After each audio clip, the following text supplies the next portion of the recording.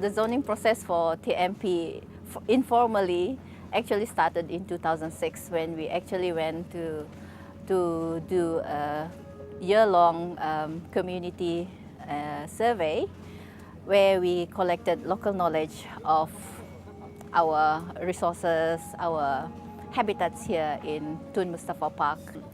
So the key steps in developing a zoning plan, in my opinion, are first of all to set the objective, to work out what you're actually trying to achieve, what your management and conservation objectives are. Objectives for the proposed Tun Mustapha Park, which are the sustainable development and protection or conservation of biodiversity, and also the alleviation of poverty for the community within this area. So we advocate for 30% inclusion of critical or key habitat into a protected area.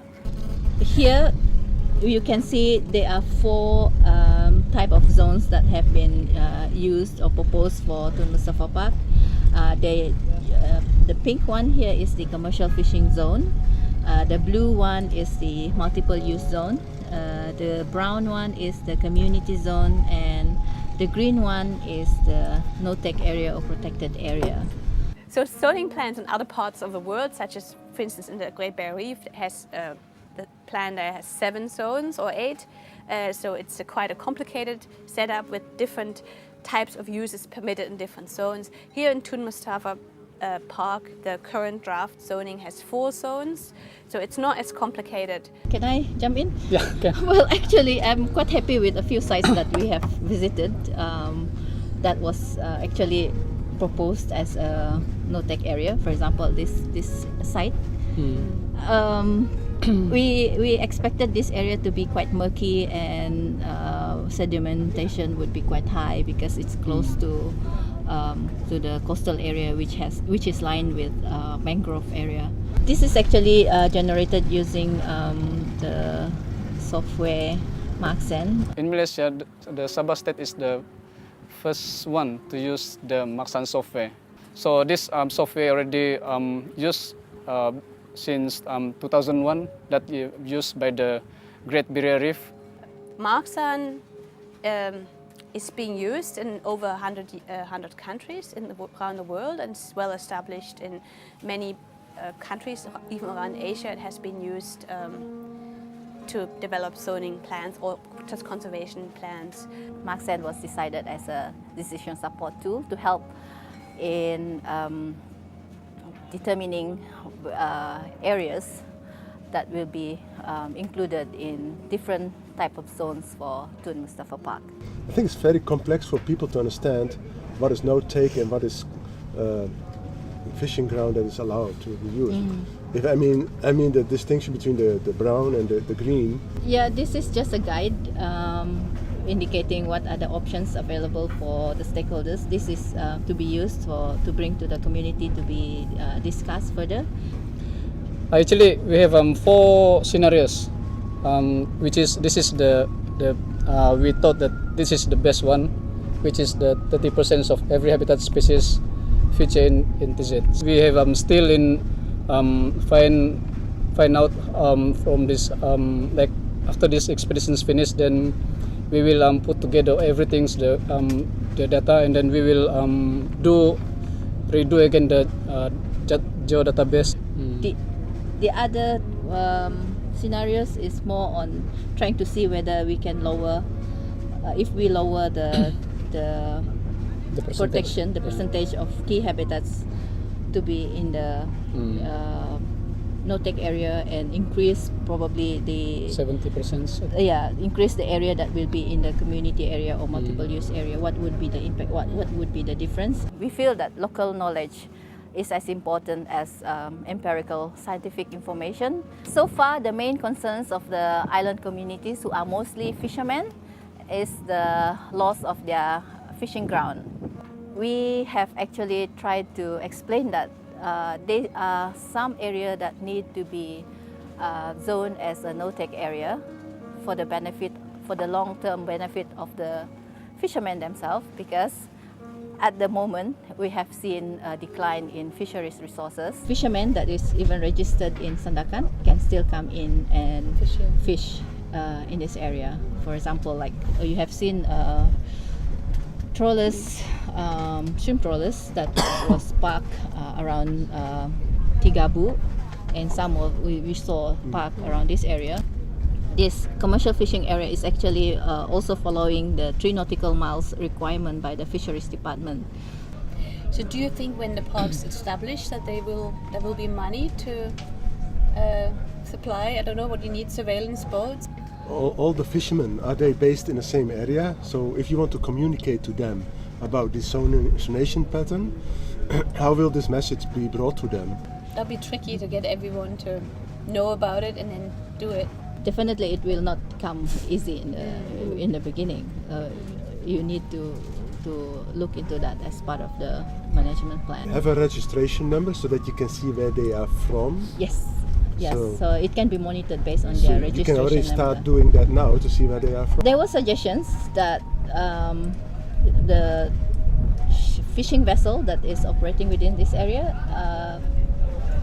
is limited to those who is actually only operating here, but that need to be further discussed and decided upon. You can have a really good conservation plan based on biodiversity, but if you're implementing it and people don't adhere to the rules and they don't actually work with the plan because it didn't consider their needs, then it's useless and it's not going to actually achieve any biodiversity goals. The commercial fishers definitely see the benefits of having the proposed Tun Mustapha Park gazetted and managed properly. They have seen decline in their resources, and some of the commercial fishers do agree that there is a need for stronger enforcement within the area. If you want to conserve biodiversity in an optimal way, you have to maintain as many different environments as possible in the area that you want to manage. The optimum way is ideally to include a coastal area ranging all the way offshore to oceanic conditions. I think you can use specific species as an indicator, as bioindicator. So some species of corals indicate areas that are relatively rich in species, and other corals are very much indicated to areas that are poor in species. So species per se are not necessarily important, except for the very rare species, of course. In the green zone, no one is allowed to take anything out, so that's the highest level of protection. But here there's to be some local fishing, which might affect the corals, but most of the fish. You see what I mean? You cannot maintain them everywhere, so that's what the whole idea about zonation is, and the category of no-take versus commercially exploited. Yeah, you have to sacrifice whatever is there. But if people are fishing in this area, doesn't mean that all corals are being damaged. For me, I think the most important thing is the coral reefs, because this without this coral reefs, it's the fish is not there, and then I think the community will not go for fishing or whatever for their livelihoods. So altogether, if you want to have as much coral reef biodiversity as possible, you should have a zoning that includes both nearshore habitats as well as offshore, more oceanic habitats. I think more important also for these areas now how to apply that to the damage that's already being done by blast fishing. This day we visited some reefs that are relatively remote, and which are shoals, and we found heavy damage on top of those shoals and also on the slopes. I wonder, and we still hear the blast fishing going on, how can that be prevented? Our approach at the moment is more on the awareness level, trying to increase their awareness so they themselves realize that they need to stop this and take corrective action. And the second approach is to try to get them involved in the management of the area. For example, that we have this community zone. We hope that this will allow them to actually have ownership. So different parts of the world obviously have different cultures, and the approach of how you would go about getting the zoning plan established or also developed would differ. The things I think that are the same are you have to still set the objectives. If in a conservation plan I would need to select an area to put all efforts, I would say I would go for the area that has maximum species diversity. Another important aspect is this area is also on the Coral Triangle map as a boundary area for the whole area. So whatever we are doing here also contributes to the Coral Triangle initiative, of course.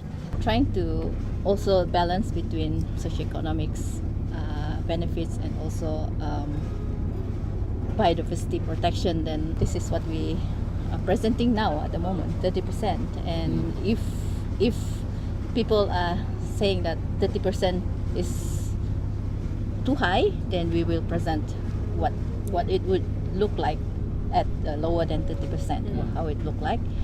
And if some people say that it's not enough, then we can show the other scenario. How would it look like? Yeah.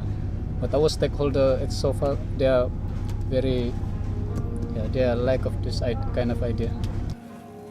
Personally, I would like to everyone to be able to maintain what they have, to continue doing what they want to do. All their interests taken into consideration, including biodiversity, fisheries, and protection of habitat. So I think there should be a balance, and all this should be integrated into one management framework.